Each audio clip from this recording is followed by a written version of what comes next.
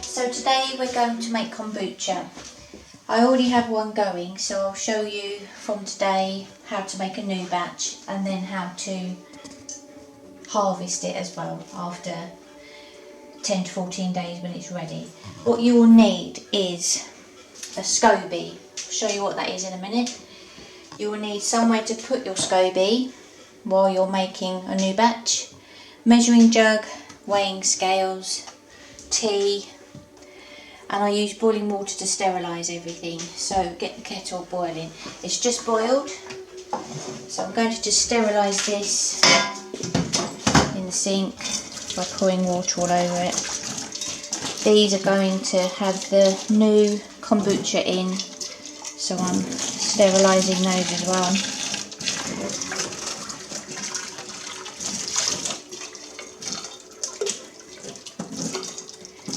Quickest way to sterilise things, don't need any special equipment, just a boiling kettle. I'm going to put this on again because I'll need it for the tea. Okay, so everything's been sterilised that I'm going to use, and this has been here for 11 days. And how you know it's working is that it has formed, if you can see a skin. Can you see the skin? That is when the SCOBY has grown over the top. It wasn't there 10 days ago. So I know that that's ready. So I'm going to take this out. And there's two separate bits of SCOBY. The one that's grown over there this week. And also this one here. That's the original one that I got from Kombucha Organic, which you can get on the internet. So you see this square one's quite thick.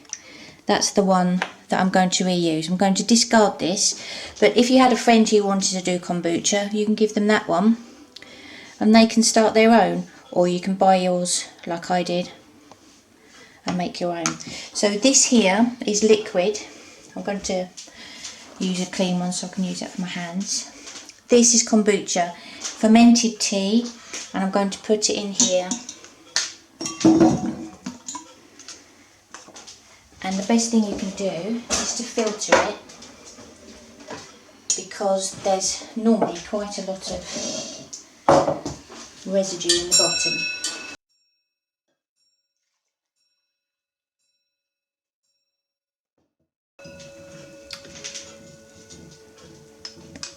So we're going to keep this in the fridge, and it will last for weeks and weeks and weeks. But the aim is you make it as much as you need to last you 10 to 14 days. That's how long it takes to make another batch. So this is 2 litres.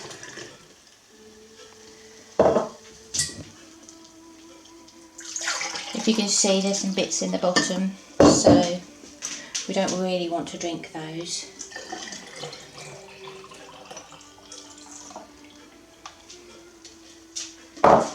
Fermented tea is like anything that's fermented,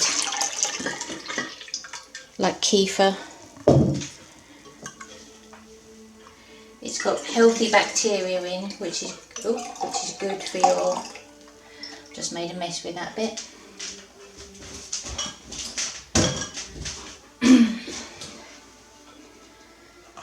So it's nice and easy. This goes into the fridge. And we'll drink a little bit of that each day. It's good for your healthy bacteria in your gut. Healthy gut flora, I think is the word. So everything gets washed again, everything gets sterilised again before I make another batch. So leave the SCOBY in a little bit of the liquid just while you get everything ready to make a new one. Now this one I will discard, and I'll use the big one. So this could be given to somebody else, but nobody's asked for one, not yet, because I'm quite new at this. So I'm going to wash this, sterilise it, and then make the next batch. So all of this has been washed and sterilised. We're going to start making a new kombucha. So if you bought a kombucha or somebody gave you a SCOBY, this is what you would do from now. So we're making 2 litres of tea, and I'm going to put it straight into this pot. We need 8 tea bags, and we need 160 grams of sugar, and we need 2 litres of boiling water. So this is how I'm going to do this. I'm going to use 4 of these tea bags, which is organic decaf tea bags. Obviously you can do caffeinated if you want. And I'm going to use the equivalent of 4 cups of masala chai spiced green tea. This makes it more interesting. Green tea is obviously very good for you as well. So you're getting the double whammy of green tea as well as tea.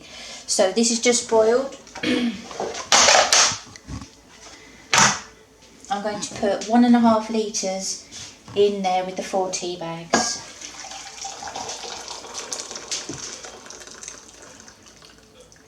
This will take several kettles.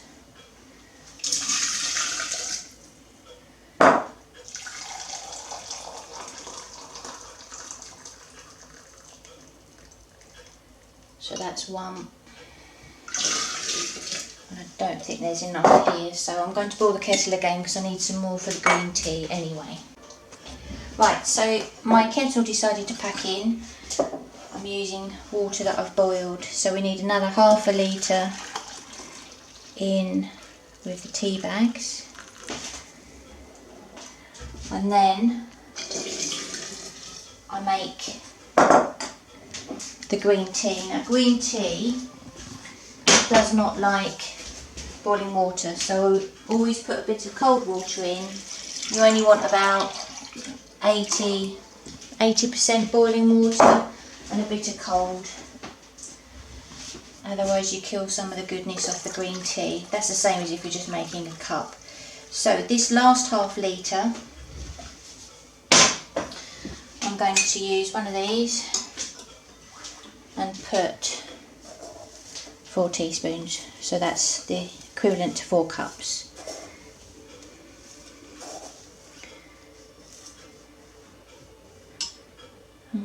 So it escaped a bit, there we go. So this just gets left for 30 minutes on its own to cool down. You don't take the tea bags out just yet. After 30 minutes, so I'll put a timer on and we'll come back for this. So they've both had a stir. Oh, sugar.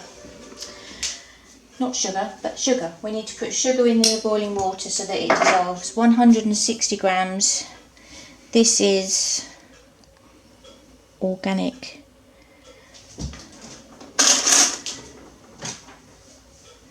cane sugar.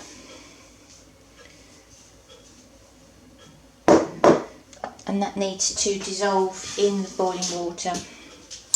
I'll get a spoon.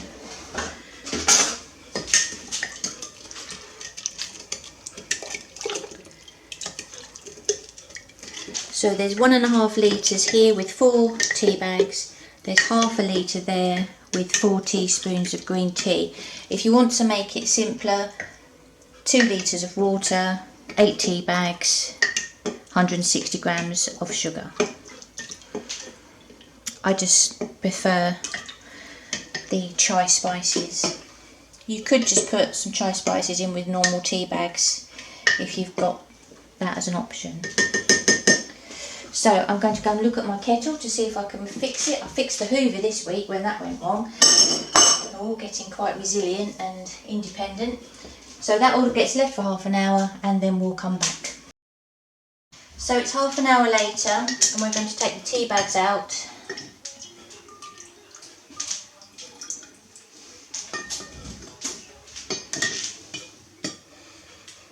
And because it's cooled down, we can now combine the two.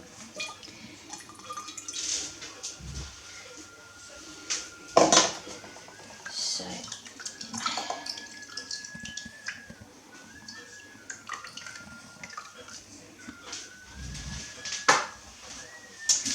we're going to pop that in there. So that's now 2 litres and 8 tea bags worth. All the sugar's gone. It's very important at this stage that you just set it to one side and allow it to get to room temperature. The SCOBY is a living culture, and if you put it into here now, it will die. So it only goes in when this is at room temperature. So I'm going to cover this up,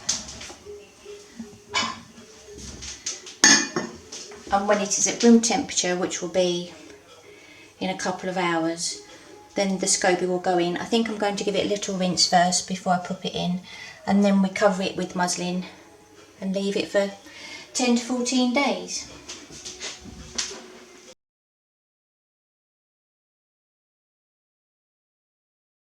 So this is now several hours later. This is room temperature. It's very important to remember that this SCOBY is a live culture, so you cannot put it in hot water, otherwise you'll kill it. So I'm just going to rinse it off and then pop it in there, and that really is all we have to do. Just giving it a little rinse. So I'm just going to pop this back in. I'm going to put it down in there. Now if it floats, it doesn't matter, but if it doesn't float, it will make its own film across the top. One of the ways that you know that it's ready is that the film has grown all the way over the top, so you can just test it. And then all you need to do is put a very clean piece of muslin over the top, tie it on, and then leave it. It needs to be cloudy, the tea needs to be cloudy, and the SCOBY, the new SCOBY, or an extension of the existing one, will grow over the top and seal it in. That's when you know it's ready. So I leave it on the side in the kitchen at room temperature, and then I can just keep an eye on it. At the moment it's very clear, the SCOBY's down there and there's nothing going on. So we'll check it in about 10 days. And there we go. That's all you need to do. All done. I'm going to go and put some after sun on now.